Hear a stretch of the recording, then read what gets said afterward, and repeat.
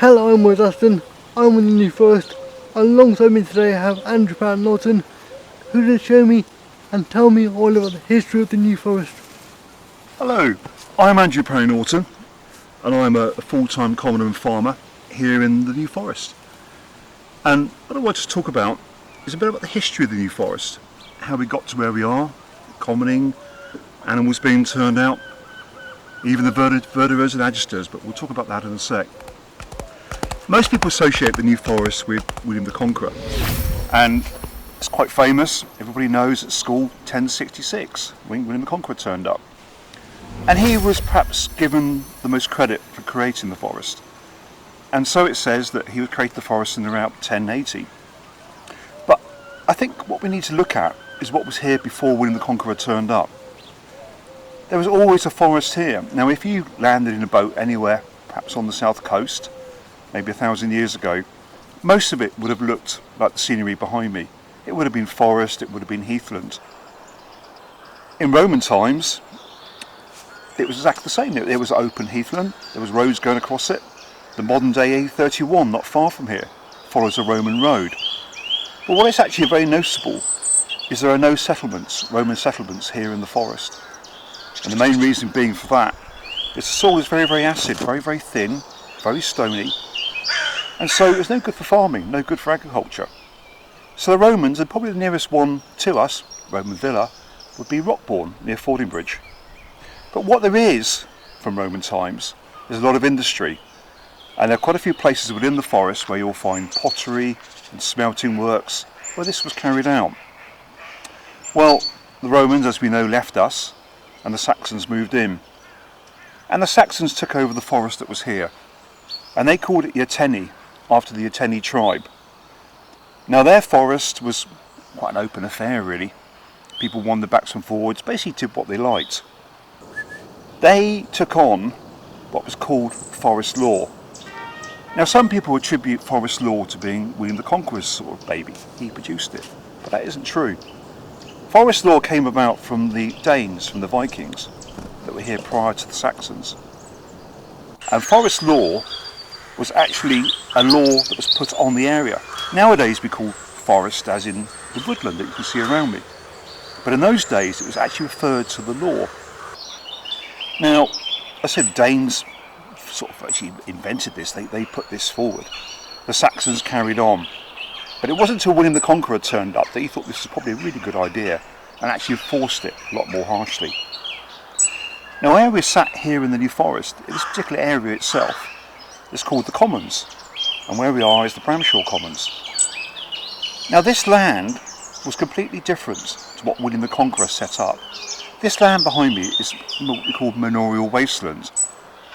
And what it was, this land was owned by the lords of the manor.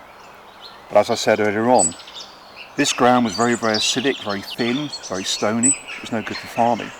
So that's where the term came from, manorial wasteland. It was land that was waste to the lords of the manor.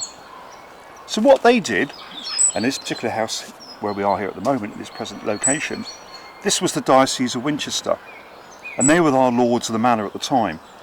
So what they did was the people that owned the farms or rented the farms in the area could go up to their lords of the manor and say, can I turn out sheep?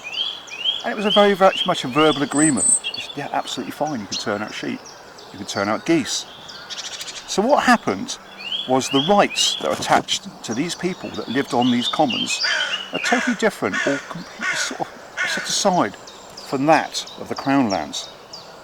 Now, these animals were then turned out onto the commons, and it meant that we could graze sheep all year round, whereas in other parts of the forest you can't do that. Well, William the Conqueror, what he did, he knew there was a forest here, and what he decided to do is to expand it. And this forest ran from where we are now, in Bramshaw, in the New Forest, right down to Bournemouth, up to Salisbury. It joined up with the Cranbourne Chase. It went right down to Portsmouth and the South Downs.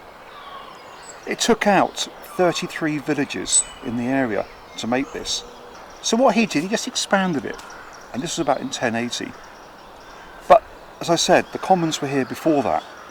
The commons were amalgamated into the New Forest. Now, William the Conqueror didn't have a very good reputation.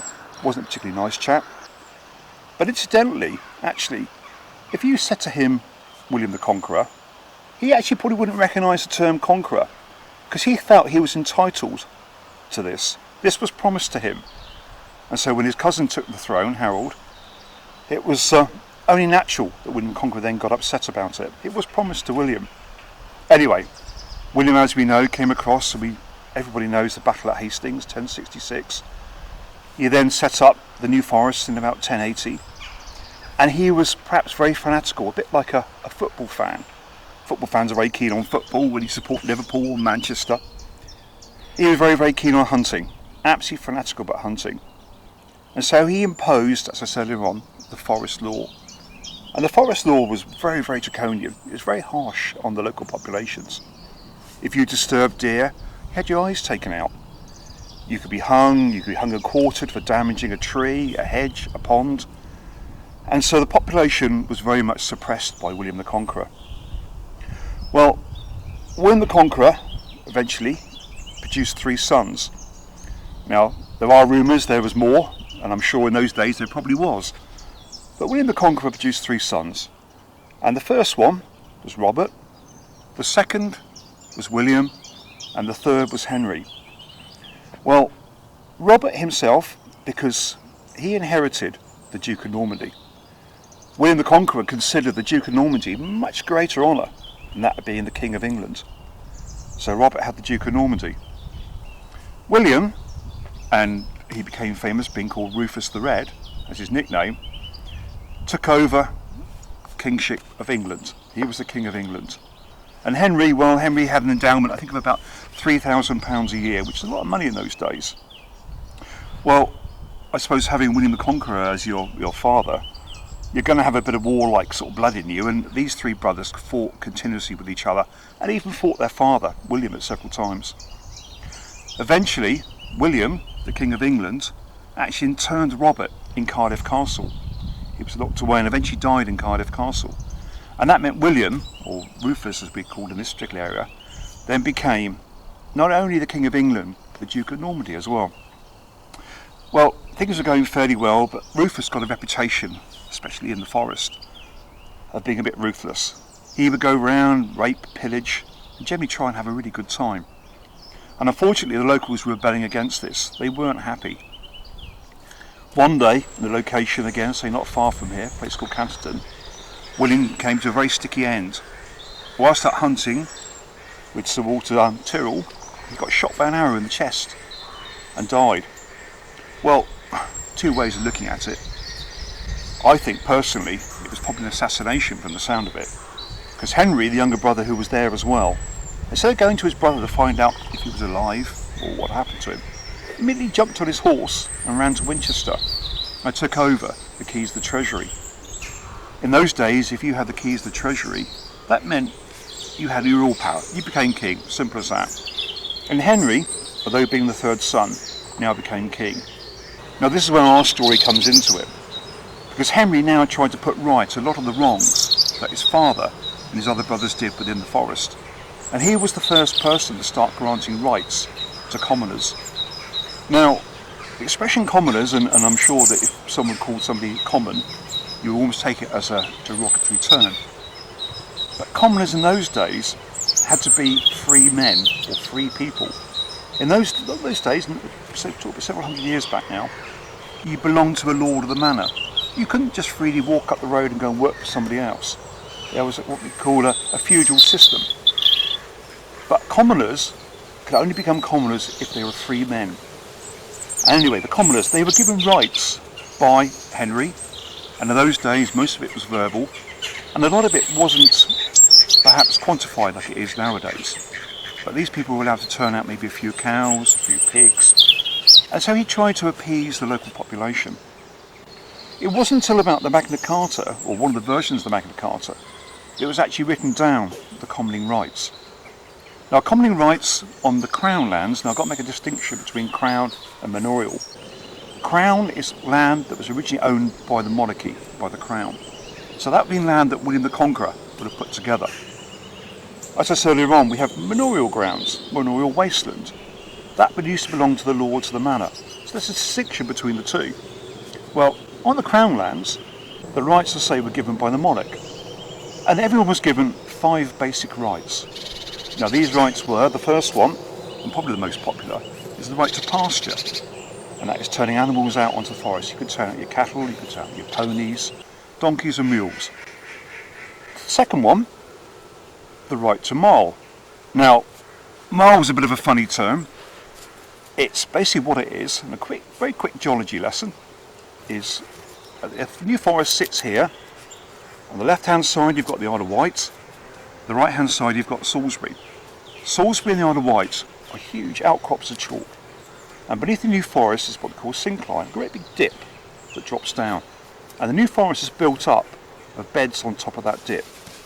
Now what commoners did some time ago is find out that if they dug in certain areas close to where the chalk was, they could bring up like this, like a chalky type mixture of clay and lumps of chalk within it. And what they worked out was that if you put it on your fields, and as I said earlier on, a lot of fields in the forest are very acidic grounds, it neutralised that acidity and you can grow a lot more crops. And so that was the right to maal. Not practiced nowadays. I don't think we're particularly very popular if we went out and started digging holes in the forest, but we still retain that right. The next right, and another right that's becoming very, very popular, is the right to mast or the right to pannage, and that's turning up the pigs in the autumn on the acorns. Now, I did say there were slight variations between manorial wasteland, manorial commoners and crown commoners. Well, this is one of them. On the manorial wasteland you can turn up pigs all year round, 365 days of the year. Only on the crown lands can they only go out in the autumn at a set time and a date, and that's done by a group of people called the Verderers, but we'll talk about those in a few minutes. So anyway, that's the right to turn out pigs. The next one after that is the right to turberry, and that's to dig turf. Now, what the rule was, you could take every 3rd sod. So if you went out onto the forest, you started digging and you dug your first cut, you dug your second cut, you could take the 3rd one, but you only take every 3rd one. And this stopped, as you may well have seen sometimes, pictures in Shetland when you've got large trenches where turf's been cut. This stops that occurring. Again, it's another right, a bit like maal, that we have, but we don't think we'd be that popular if we went out there and started digging up turf off the forest. And then lastly, the right to estovers. Now, estovers was the collection of firewood, and I don't know whether you've heard, but you've got the expression hook or by crook. Well, that's where that came from. People were allowed to go out into the forest with a crook or a hook and pull down branches and take those home with them. But as I said earlier on, forest law was quite harsh. They'd be very careful. You pull down a branch that was alive and you could find yourself in very serious trouble. So that was the 5 rights. Now, here on the commons, the manorial commons, as I said earlier on, slight variation. We've got the pigs, but also we can turn out sheep. Now, you won't find that anywhere else on the forest. So again, somebody would have gone a long time ago back to the lords of the manor and said, look, we want to turn some sheep out, and it was verbally agreed you could turn these sheep out. Well, things are going fairly well. Things sort of improved since Magna Carta. What we have to do though is we have the Verderers. Now, the Verderers are like magistrates in the forest. Originally they were set up to impose forest law, but gradually over time, and in the 1800s through various different acts of parliament, the Verderers became more representing the commoners than they did the crown. Their job, and the Verderers comes from the word keepers of the green, is to look after the forest, to protect the forest, but protect the commoners and protect the commoners' rights. And they sit in court every 3rd Wednesday of the month, and if you've got a problem as a commoner, you can go in there and make it what we call a presentment. So you can actually tell them what your problem is and they can try and deal with it. But equally so, they still have the power to make bylaws, to enforce fines. So they're quite a powerful organisation within the forest itself. My name's Richard Deakin. I'm a commoner and a verderer of the New Forest. The Verderers' Court is said to be the 2nd oldest court in the land, the oldest being the Coroner's Court. And it was constituted back in the day of William The Conqueror. The Royal Hunting Forest, when it was declared, had fairly rigorous laws and rules about what could be done, and they were all directionally intended to preserve the hunting for the Crown. In order to enforce those rules, if you like, the Court of Verderers was set up, and back in those days the intention of setting the court up was to preserve the deer and everything, if you like, ensured the health of the deer. So it didn't just mean that deer were off limits to local residents. It also meant that they couldn't interfere with anything that constituted feed, so that included leaves on trees or trees themselves, as well as the grass and anything else. They were very rigorous laws, fairly harsh penalties, and offenders would be brought before the Court of Verderers. When the court was set up, as I say, it was intended to look after the royal hunting, if you like, and there was lots of other organisations to do with hunting. That waned somewhat over the centuries as the royal family became less keen on hunting and directionally moved a little bit more towards preservation of timber for shipbuilding. When the timber for shipbuilding need declined because of the move to the iron ships, the royal interest in hunting and the forest waned more, and worse than that for them, I suppose, they realised that they were spending lots of money on maintaining the forest and its administration. So they decided that they didn't want to do that anymore. They didn't want to hunt, they didn't want to pay for hunting, they weren't too bothered about the timber. This led them to devise a way of, if you like, making the forest more attractive to them, and they brought forward a law which was passed called the Deer Removal Act in about the middle of the 19th century, so 1850-ish, 1855 I think.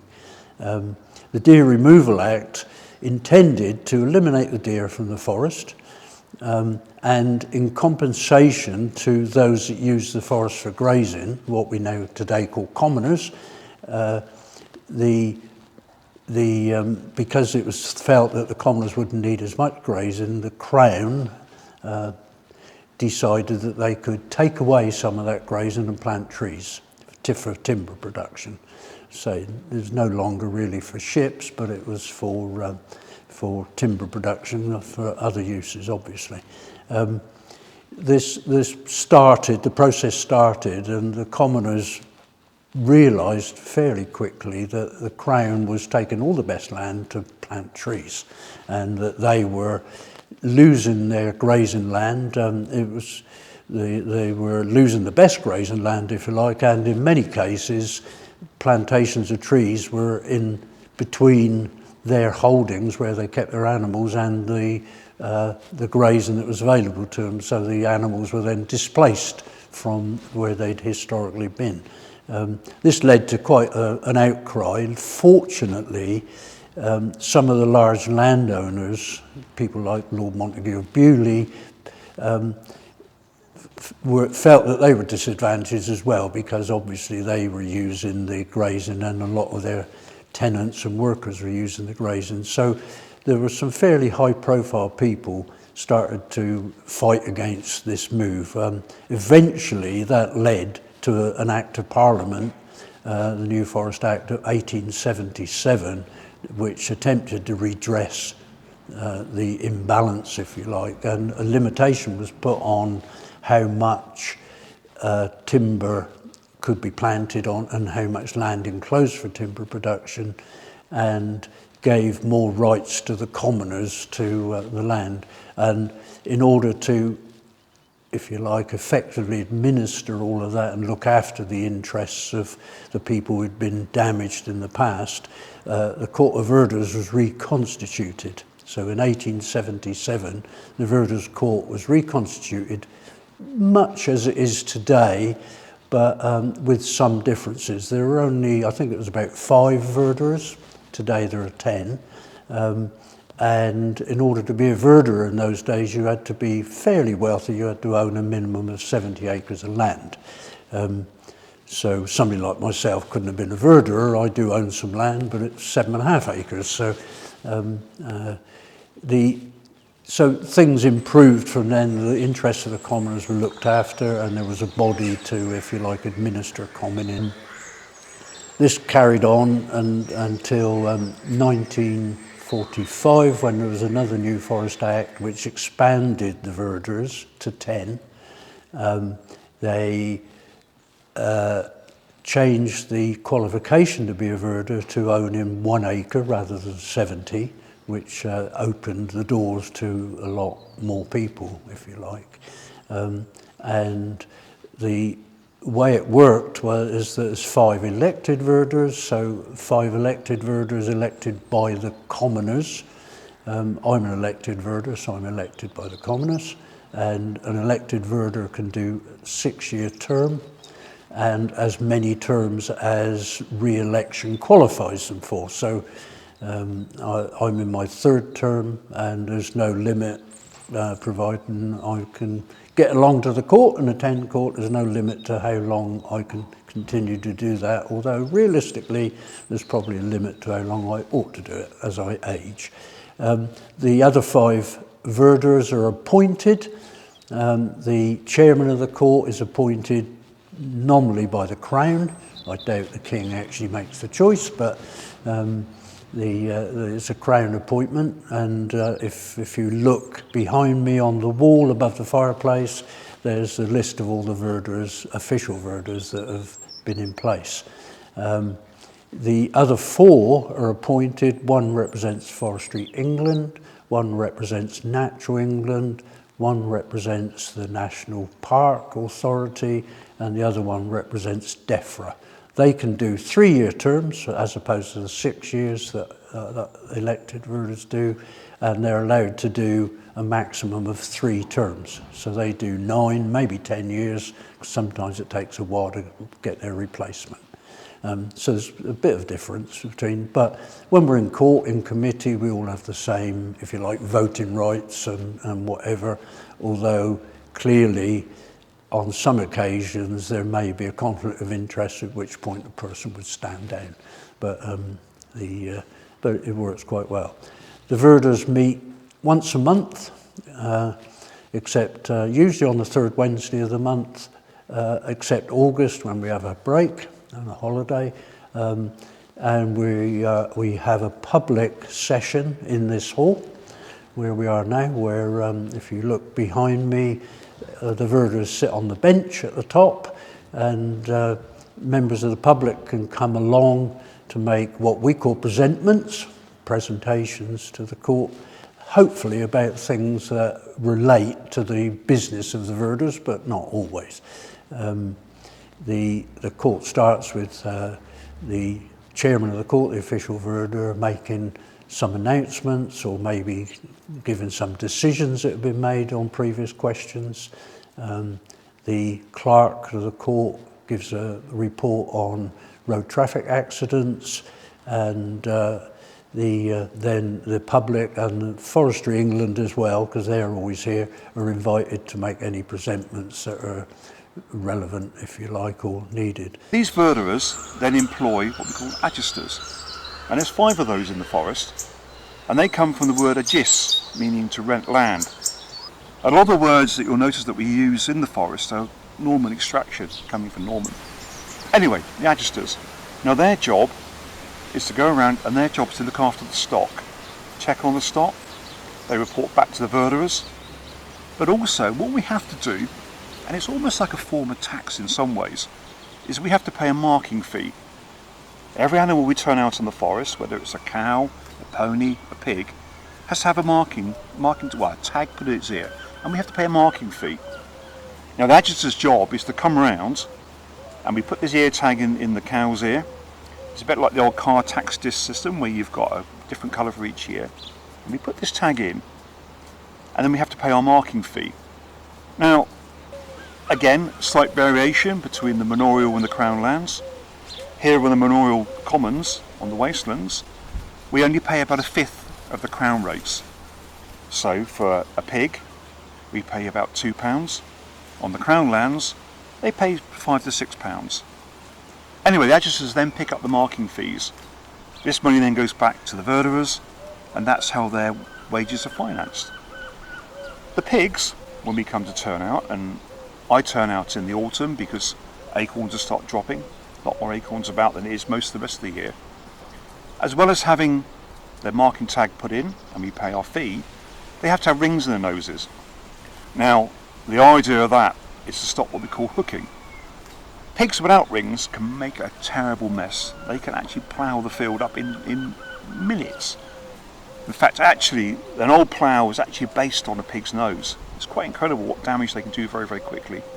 Well, the rings go in the noses just to stop them from wrecking the forest that we have around us. And the idea is that the adjuster also checks to make sure we've put sufficient rings in those pigs' noses. Well, the future and how things are going. At the moment, commoning has gone through quite a change. We've had money pumped into the forest, EU money, and that's gone very, very well. The future itself, we just don't know at the moment how things are going to work out. A lot of commoners are still practicing, but many of them are part-timers. So what they do is they have a full-time job, they turn out animals in their spare time, and it's a pretty hectic lifestyle. Myself, I'm a full-time commoner, and I really take my hat off to these other commoners that just do this part-time, because it takes a lot of your hours up of your working day. I am Miss Anne Sevier, a member of the National Park Authority, a New Forest Verderer. When I was young, the animals could roam everywhere, and the cattle grids were introduced in the 1960s, and they are more or less in the same place where the original gates for the forest was, because it was a large gated common, and people bought their animals for the summer and took them back at the end of the year. And it's only from the 1900s, when cars became more frequent, through to the 1960s, that the animals could in fact roam a great distance from the forest. So the 1960s did in fact bring the forest back to its grazing area. It is interesting that some of the ponies, of course, would in fact come off the forest for grazing, and in spring you would get an earlier, because it's lower, valleys like the Avon Valley would have an early bite of grass. And some of these ponies never actually ended up going back up onto the forest at all, and we used to call them lane creepers, ones that went round the lanes and not up on the forest to graze out on the open forest. The future with the animals? Well, if we don't have the animals, you don't have the forest that you see around you. The grazing is so important to create this landscape that we're looking for.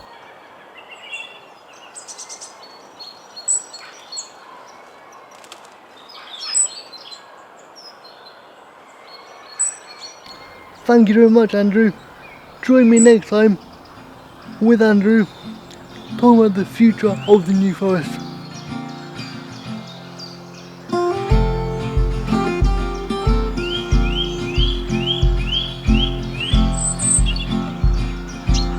If you've enjoyed this video, please subscribe to my YouTube channel.